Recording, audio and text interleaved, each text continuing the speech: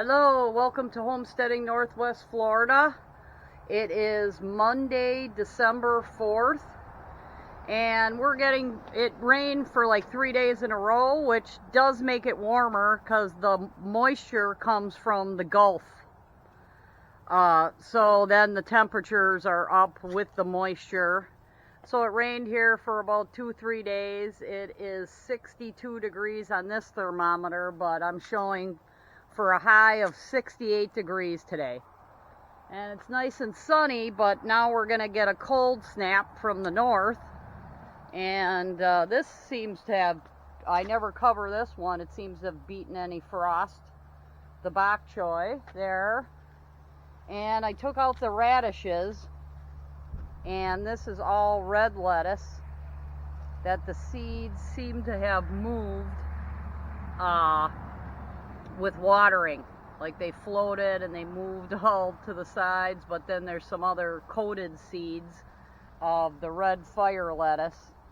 So I got rid of the radishes. Oh, the nectarines are doing pretty good here.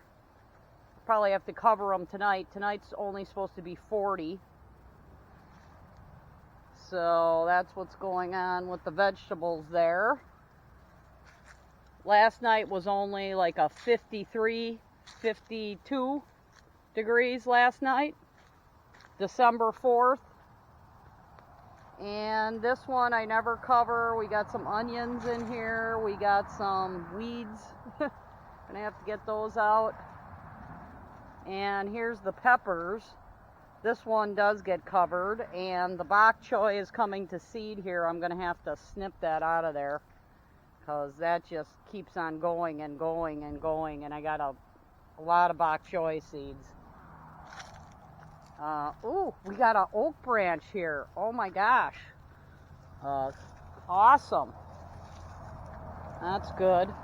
That one fell down. Got a gift from the oak tree. Oak is the best firewood. This mimosa, so-so, kind of, I got a log there I got to chop up. I chopped up some of that. It tends to take on moisture as it gets older. Then I got this mimosa, the last one here, and I probably didn't cut this down because it just hits other trees. It's hitting another, like it's hard to cut down a tree here because there's so many trees. There's big trees within big tree range.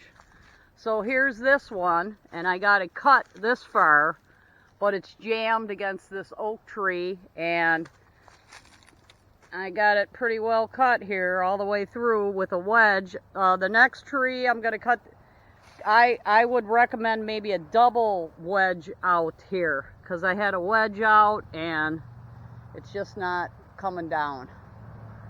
So I'm gonna do a double wedge out.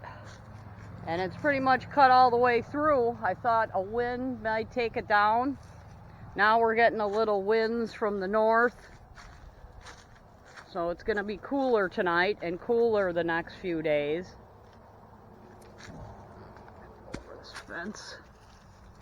But the trees are hard to take down because there's so many trees within a range here.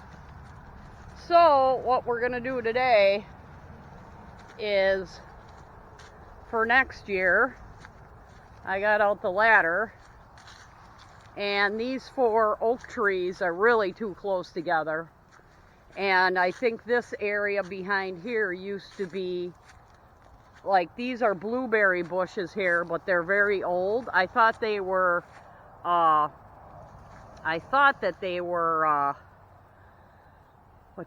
crepe myrtles, but they're not. They're blueberry bushes, and they just were let go. Here's like a bird's nest at top of one of them that a bird had this spring.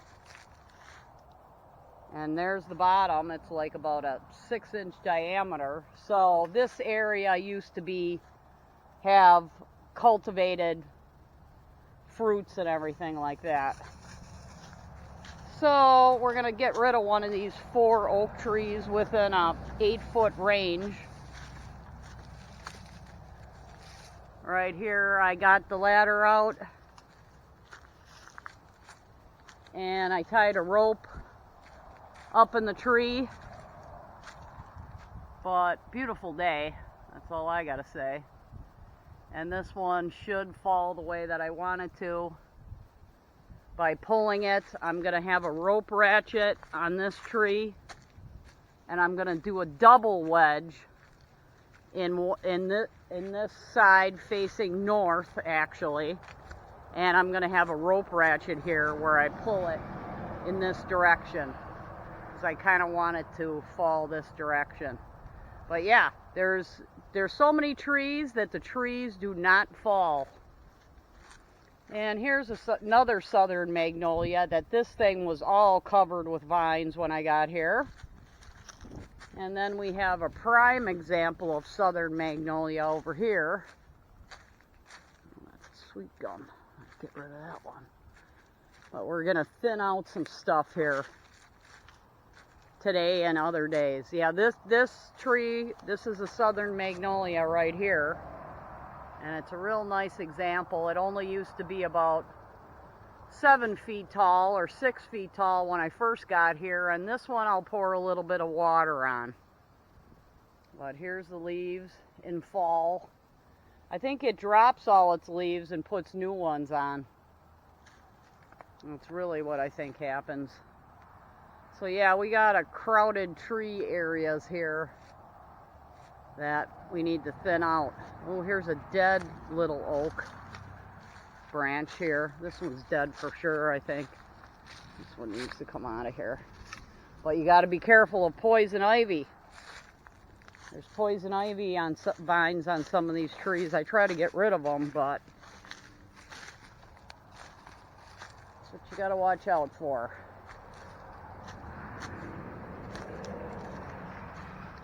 So we're going to be pulling down a tree today. We'll see what happens. Show you the progress. But nice day to do it. Got to catch these nice days. Here's my rope here. Chainsaw battery is charging up.